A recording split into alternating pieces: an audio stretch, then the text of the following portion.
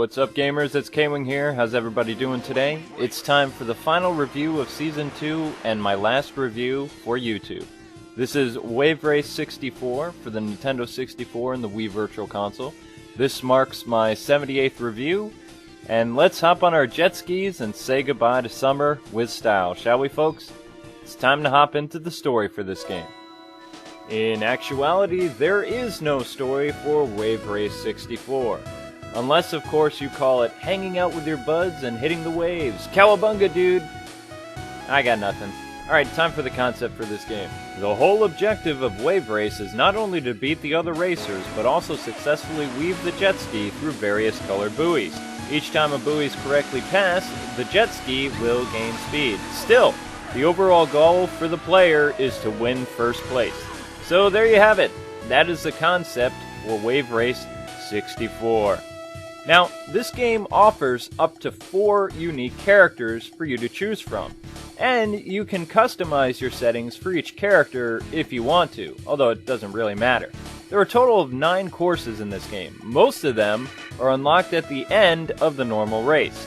You need to win Hard and Expert mode in order to unlock Twilight City and Glacier Coast permanently, which is no easy task, I assure you. There aren't a whole lot of other modes for you to play in this game other than Championship. You do, however, get to play Time Trials, which is best for practicing certain tracks that you absolutely suck at. The only other mode that is really different is Stunt mode. Here the whole point is to pull off tricks to gain points. Just like with most bonus games, you need to go through the rings. Now, Wave Race 64 can also be played with 2 players. Although, with the N64 always bragging about its 4-player option all the time, it's strange that only 2 players could be played instead of 4. Anyway, there's one more thing that you can do in this game, and that's change the wave conditions. But you can only use this feature after you've completed the championships. The wave conditions can actually be kind of fun, but they only prove useful if you've unlocked the championships. Otherwise, they don't do jack diddly. Alright, time for the controls for this game. Just so everyone knows, this is for the Wii Classic controller, not the Nintendo 64 controller. Now, holding in the A button makes your jet ski go. In order to steer, you move the analog stick in between the red and yellow buoys. The L and R buttons helps you with making tighter turns. For the most part, the controls are great and can actually be a lot of fun. Make sure, though, that you pick the right character for your skill level, because all characters do not control the same. The blue guy, for instance, does great on turns, but is for advanced players. Girl is great for beginners, the green guy is intermediate, and the fat guy is the fastest guy ever. Doing tricks doesn't give you a whole lot of points in Championship. However, in Stunt mode, they can be a lot of fun to pull off. For more advanced tricks, please see your operations guide. Alright, moving on to the design for this game. Even though this game is a little over a decade old, its graphics are still very pleasing to the eye. Sunset Bay looked great, with the heavy waves and sun reflecting off both the water and the jet skis. Very serene. What impressed me about this game to this day is how well the waves were done. Nintendo spent a lot of time getting the accuracy and the feel of the waves down perfectly, which added tremendously to the fun factor. Wave Race has a lot of great stages to play through. A lot of gamers say that their 2 favorite stages are between Glacier Coast, with all the ice and snow, and Twilight City, with the neon signs, water reflections, searchlights, jumps, and shortcuts. While both these stages are great and dandy, they are not my favorite. Actually, I think that Drake Lake shows off what the N64 was capable of so many years ago. Now, Drake Lake has water reflections, a light fog over the water, giving it kind of this beautiful, misty, London-y feel, moving rain clouds overhead, and ducks flying all over the place. This stage is just so beautiful and very relaxing too. There is just so many reasons why I love this stage, and why I say it's the best designed stage for Wave Race 64. Moving on to the history for this game. Wave Race released 2 months after the N64 hit in '96 here in the States. Although, a year earlier the game looked like this. Actually, Wave Race was a futuristic hovercraft racer on water and land. and Wave Race 64 was actually the blueprint for F-Zero X. Although playing F-Zero X, you could get an idea of what Wave Race would have been like had it been a futuristic racer. What's so amazing about Wave Race 64 is the waves. You heard me. The critics have praised Nintendo for the wave mechanics of Wave Race 64 and the visuals for 1996, saying that it was revolutionary and groundbreaking. Now, Shigeru Miyamoto has said in the past that Wave Race used 80% of the N64's power, hence why the graphics looked so real back then, and the reason why Wave Race 64 could stand toe-to-toe with many later N64 games. Unfortunately, Wave Race did get a sequel in 2001 for launch with the GameCube called Blue Storm.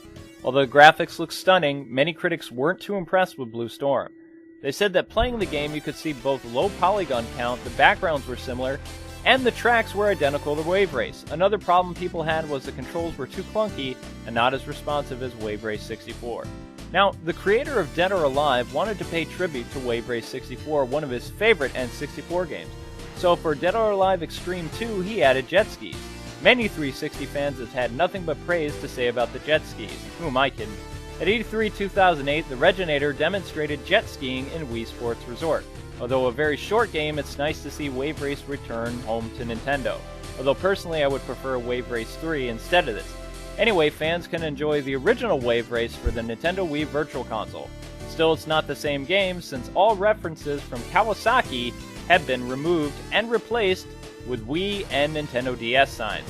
But other than that, this game is pretty much the same, and it's great and well worth your 1,000 Wii points. Alright, that does it for me. Time for the bad aspect. Well, what do I have wrong with this game? Why, playing Expert Mode, of course. Talk about hard. The only big problem I have is the crashing and sometimes the unresponsive controls. Although, I don't think it's the player's fault because the waves are wicked intense and kind of carry you into a mine or another object of your doom. Yep, playing Expert Mode can really take the fun factor out of this game. The biggest concern is your recovery compared to the other racers. It cheats you. It lets them recover, but not you. Speaking of unfair, how about when you smash into other players or other players smash into you? You seem to screw up, but they get away scot-free every time. Now, if that doesn't suck, I don't know what else would. Talk about lame. It would have been really nice to have a turbo boost after crashing so I could catch back up. But no.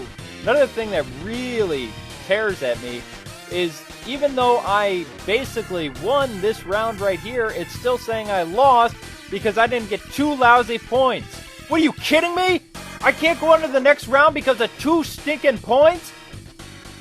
Ugh. Alright, time for the good aspect.